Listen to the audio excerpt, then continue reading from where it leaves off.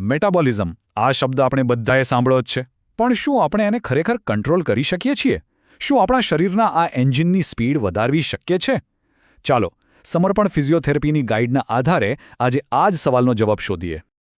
તો ચાલો સીધા જ મુદ્દા પર આવીએ. સૌથી મોટો સવાલ, શું મેટાબોલિઝમ એવી વસ્તુ છે જે વારસામાં મળે છે અને બસ એની સાથે જ જીવવાનું, કે પછી એને ખરેખર બદલી શકાય છે? અને જવાબ છે એક મોટો હા. અને આ વાત છે ને એ બહુ જ પાવરફુલ છે. આપણી ઉંમર કે જીન્સ ગમે તે હોય, સાચી કસરતની મદદથી મેટાબોલિઝમને ચોક્કસપણે સ્પીડ આપી શકાય છે. તો ચાલો સમજીએ કે આખરે આ કામ કઈ રીતે કરે છે. પણ કોઈ પણ વસ્તુ સુધારવા પહેલાં એને સમજવી તો પડે ને. તો આ મેટાબોલિઝમ એટલે કે ચયાપચય આખરે છે શું? એવું તો શું છે જે આપણા શરીરની અંદર નોનસ્ટોપ ચાલતું રહે છે? એકદમ સરળ ભાષામાં કહીએ તો મેટાબોલિઝમ આપણા શરીરનું પાવરહાઉસ છે. આપણે જે પણ ખાઈએ છીએ એ ખોરાકને એનર્જીમાં બદલવાની આ એક કેમિકલ પ્રોસેસ છે. અને આ જ એનર્જી છે જેનાથી આપણું દિલ ધબકે છે, ફેફસા શ્વાસ લે છે અને શરીરના કરોડો સેલ્સ પોતાનું કામ કરી શકે છે.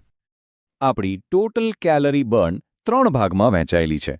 પહેલું છે BMR, એટલે કે આપણે જ્યારે કંઈ જ નથી કરતા, બસ આરામ કરી રહ્યા હોઈએ ત્યારે પણ જે એનર્જી વપરાય છે તે. બીજું છે TEF, એટલે કે ખાવાનું પચાવવા માટે વપરાતી એનર્જી. અને ત્રીજું જે આપણા હાથમાં છે અને જે સૌથી મોટો ફરક પાડી શકે છે એ છે આપણી ફિઝિકલ એક્ટિવિટી.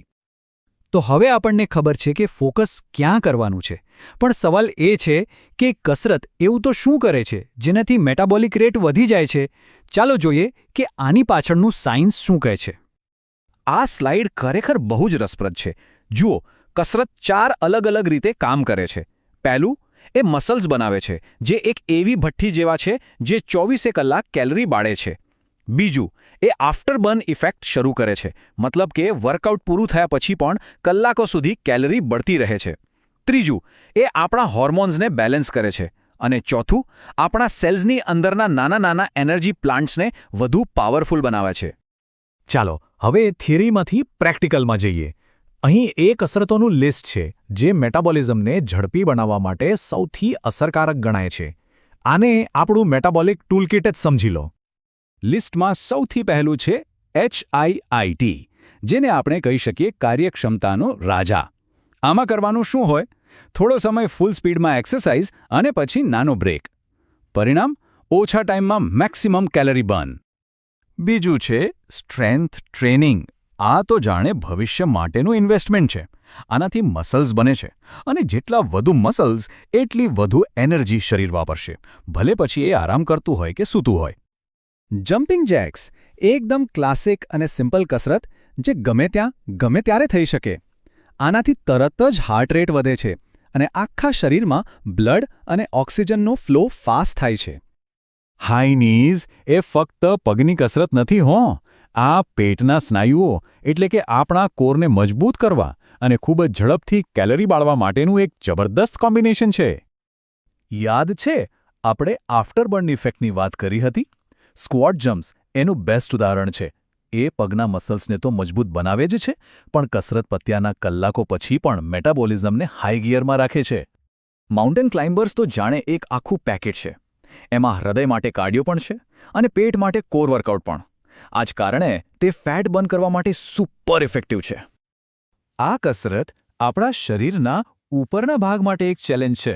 એ ખભા, છાતી અને હાથને મજબૂત બનાવે છે, જેનાથી શરીરની એનર્જીની ડિમાન્ડ વધે છે અને પરિણામે વધુ કેલરી બર્ન થાય છે. ઝડપી ચાલવું અને જોગિંગ આ બંનેની તાકાતને ક્યારેય ઓછી ન સમજવી. આ હાર્ટ હેલ્થ માટે તો અદ્ભુત છે જ. અને સૌથી સારી વાત એ છે કે તે લગભગ બધા જ લોકો માટે એકદમ સરળ અને સુરક્ષિત છે. જો સાંધા પર વધારે ભાર ના આપવું હોય તો સાયકલિંગ અને સ્વિમિંગથી સારો કોઈ વિકલ્પ નથી. આ બંને કસરતો આખા શરીરને વર્કઆઉટ આપે છે અને તે પણ સાંધાઓને કોઈ નુકસાન પહોંચાડ્યા વગર. અને છેલ્લે પાવર યોગ. આ ફક્ત શારીરિક કસરત નથી, આ તો મન અને શરીરનું બેલેન્સ છે. એ સ્ટ્રેસ ઓછો કરવામાં મદદ કરે છે, જે ખૂબ જ જરૂરી છે, કારણ કે સ્ટ્રેસને કારણે જે હોર્મોન્સ વધે છે એ મેટાબોલિઝમને ધીમું પાડી શકે છે. કસરત એ એન્જિન છે, વાત સાચી, પણ બેસ્ટ પરફોર્મન્સ માટે એને સારું બળતણ અને મેન્ટેનન્સ પણ તો જોઈએ ને. તો ચાલો હવે એ જોઈએ કે કસરત સિવાય કઈ લાઇફસ્ટાઇલ હેબિટ્સ આખી પ્રોસેસને સપોર્ટ કરે છે. આ 4 પિલર્સ બહુ જ મહત્વના છે. પૂરતું પાણી પીવું, પ્રોટીનવાળો ખોરાક લેવો જેથી મસલ્સ રિપેર થાય, દરરોજ રાત્રે સારી અને પૂરતી ઊંઘ લેવી અને સ્ટ્રેસને મેનેજ કરવો. આ બધી વસ્તુઓ ભેગી મળીને કસરતના ફાયદાઓને ડબલ કરી દે છે. તો આપણે ઘણું બધું શીખ્યા. હવે આ બધી માહિતીને ટૂંકમાં સમજી લઈએ અને ખૂબ જ અગત્યની સાવચેતી પર પણ ધ્યાન આપીએ. આ વાતને ગંભીરતાથી લેવી ખૂબ જ જરૂરી છે. જોશમાં આવીને કોઈ પણ નવી કસરત શરૂ કરી દેતા પહેલા, ખાસ કરીને જો કોઈ હેલ્થ હિસ્ટ્રી હોય, તો એક્સપર્ટની સલાહ લેવી એ જ સમજદારી અને સુરક્ષાની નિશાની છે. અને છેલ્લે આ યાદ રાખવું સૌથી અગત્યનું છે. આ કોઈ સ્પ્રિન્ટ નથી, આ એક મેરેથોન છે. મેટાબોલિઝમમાં સુધારો એ કોઈ રાતોરાતનો જાદુ નથી, પણ એ નિયમિતતા અને ધીરજનું જ ફળ છે. તો આ બધી માહિતી અને ટૂલ્સ સાથે શું એક હેલ્ધી, વધુ એનર્જેટિક લાઈફ અને મજબૂત મેટાબોલિઝમ તરફની સફર શરૂ કરવા માટેની પ્રેરણા મળી રહી છે? નિર્ણય તો આપણે જ લેવાનો છે.